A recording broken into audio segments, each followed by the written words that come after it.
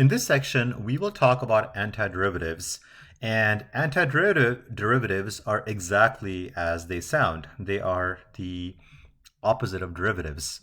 Okay, so for example, um, we know that the derivative of x is equal to 1. So if we were to ask which function f of x has a derivative of 1, we would say that f of x equals to x plus c, since f prime of x equals to 1. Notice that we have a constant c because the derivative of any constant is 0.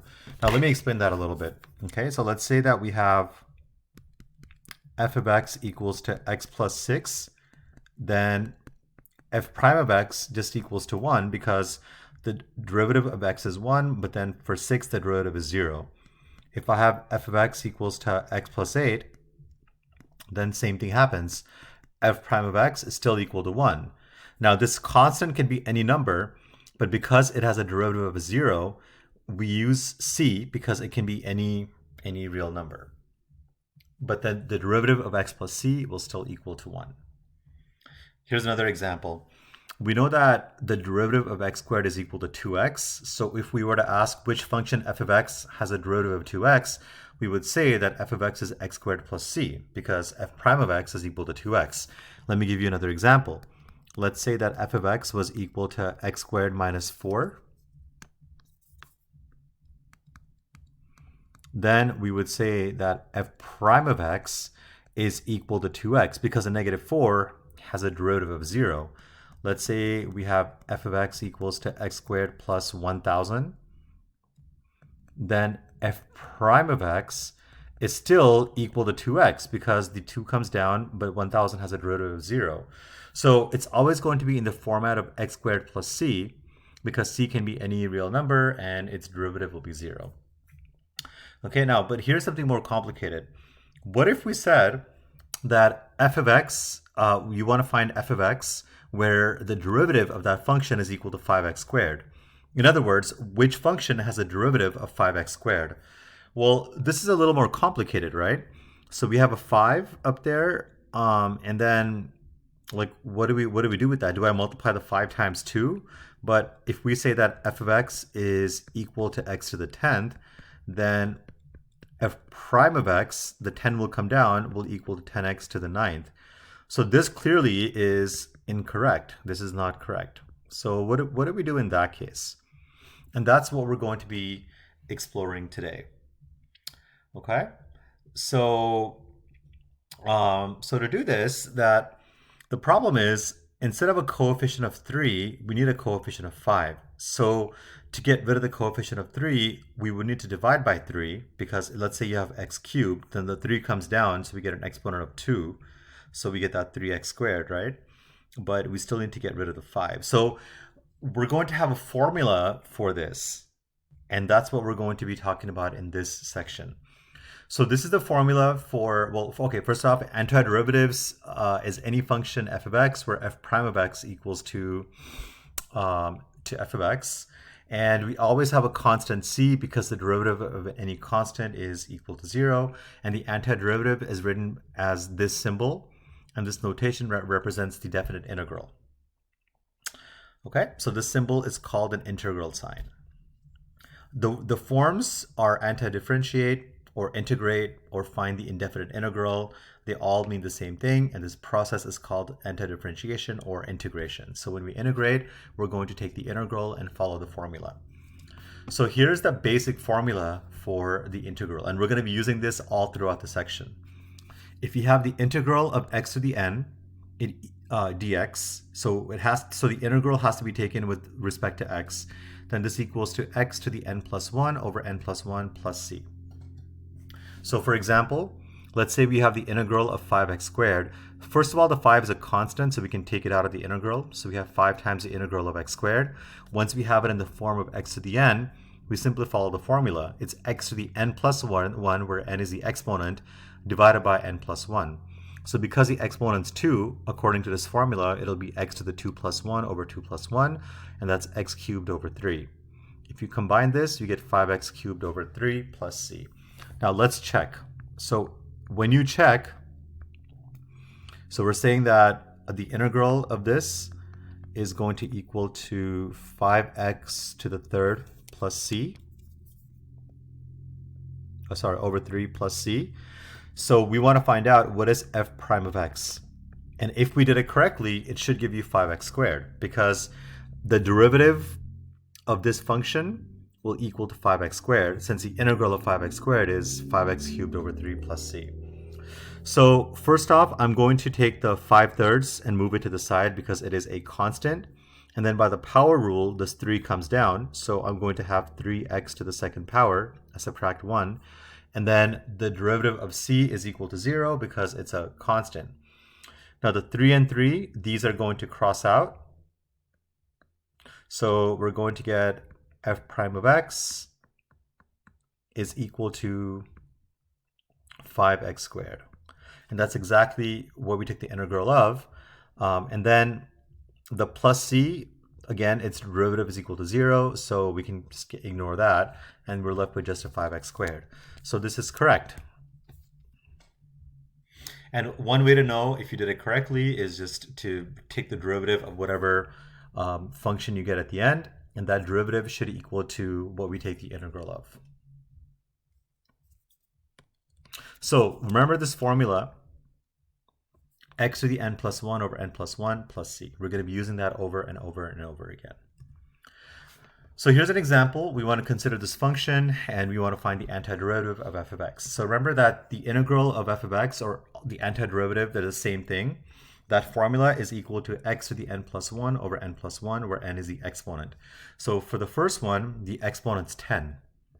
So we're going to separate the constant 10 from the actual exponent. So we're going to separate this as 10 times x to the n plus 1 over n plus 1.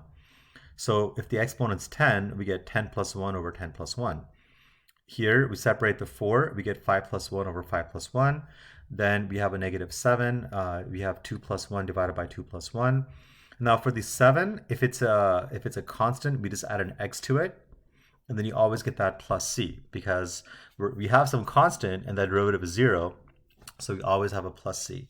Now if you simplify this, 10 plus 1 is 11, and the same thing on the denominator. So we get 10x to the 11th over 11.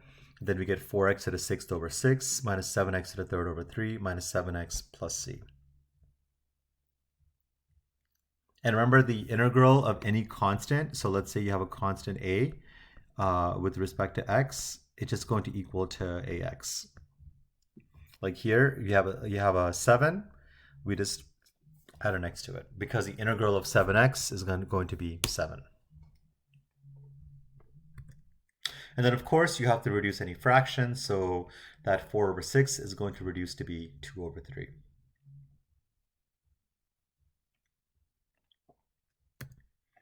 Okay, next, before we can integrate or differentiate, we have to take the variables on the denominator and move them to the numerator.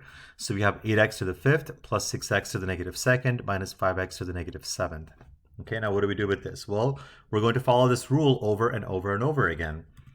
So we have 8, which we leave to the side, and then you have x to the n plus 1 over n plus 1. So in this case, n is 5. N is always the exponent. So you have 5 plus 1 over 5 plus 1. Then you have 6 times x to the negative 2 plus 1 over negative 2 plus 1, and then minus 5 to the negative 7 plus 1 over negative 7 plus 1. It's always n plus 1 over n plus 1. And then you got that plus c. If you simplify this, we get 8x to the 6th over 6th, 6x to the negative 1 over negative 1. And then you have a negative divided by negative, and you have 5x to the negative 6th over negative 6. Okay, so I'm just simplifying these terms. If you reduce all that and simplify it a little bit more, 8 over 6 reduces to 4/3. 6 over negative 1 is negative 6. Negative over negative is positive 5 over 6, x to the negative 6th. And then you have the plus c. Now let's say you wanted to check your work. Okay, so let's say you wanted to check. You would take the derivative of this. So if I take the derivative, I have 4/3. Now the 6 comes down according to the power rule. So I have 6x to the 5th power because we take away one exponent. And then here we have a negative 1 times a negative 6. So we're going to get a positive 6, and then negative 1 minus 1, we get x to the negative 2nd. And then here we have a 5 over 6 times a negative 6. So we have plus 5 over 6 times a negative 6 because that negative 6 comes down. And if you subtract 1, we get x to the negative 7th. Okay, and then from there, we can simplify this. So 3 goes into 6 2 times, so we get 4 times 2. That'll be 8x to the 5th. Then you have a 6x to the negative 2nd, and then the 6 and negative 6, those are going to cross cancel. So we have 5 times a negative 1 because there's a 1 left over. And then this gives you a negative 5x to the negative 7th. And then if you put the negative exponents back to the denominator, we get 8x to the 5th plus 6 over x squared minus 5 over x to the 7th. And that's exactly what we started off with, so we know that we did it correctly. All right, so just again, that formula, we're going to just keep using over and over and over and over again.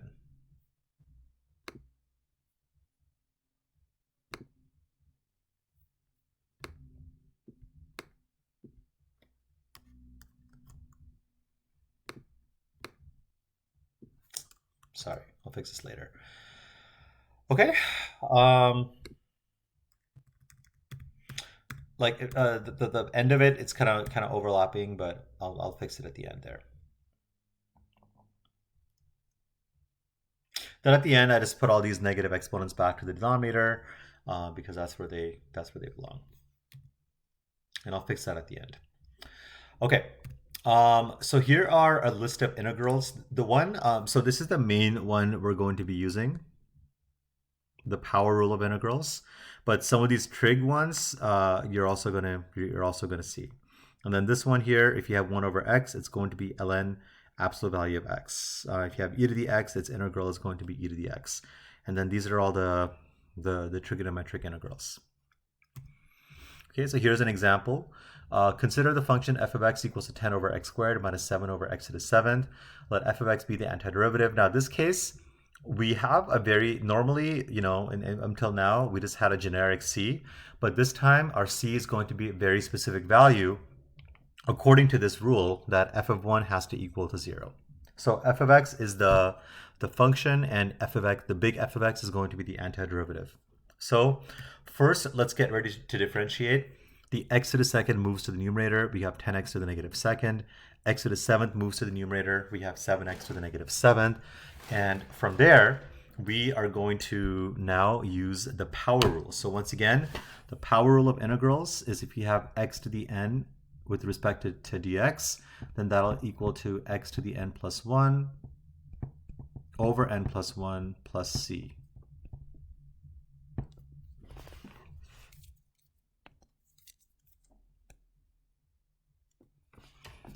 All right, so we got the 10, and then we add 1 to the n, so you have negative 2 plus 1 over negative 2 plus 1.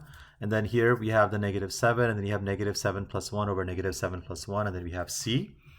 And then if you simplify these, we have 10x to the negative 1st over negative 1, minus 7x to the negative 6th over negative 6 plus c. And then if you simplify that, we get negative 10x to the negative 1st plus negative over negative is going to be positive 7x to the negative 6th plus c. And of course, we don't want any of these on any negative exponents in our final answer. So those go to the denominator and become positive.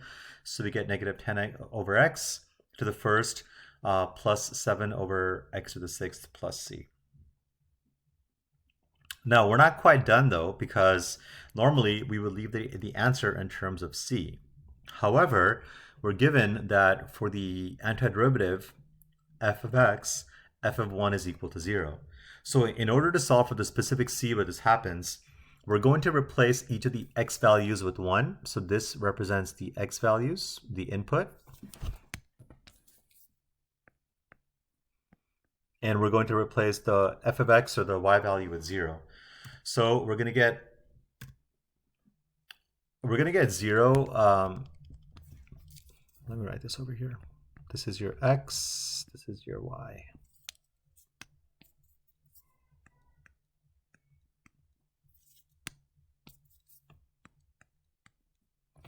So you replace the y with 0 and then the x's with 1. So we get 0 equals to negative 10 plus 7 over 6 plus c. And then here, we're going to get a common denominator, and we're going to simplify this to be negative 53 over 6, and c is equal to 53 over 6.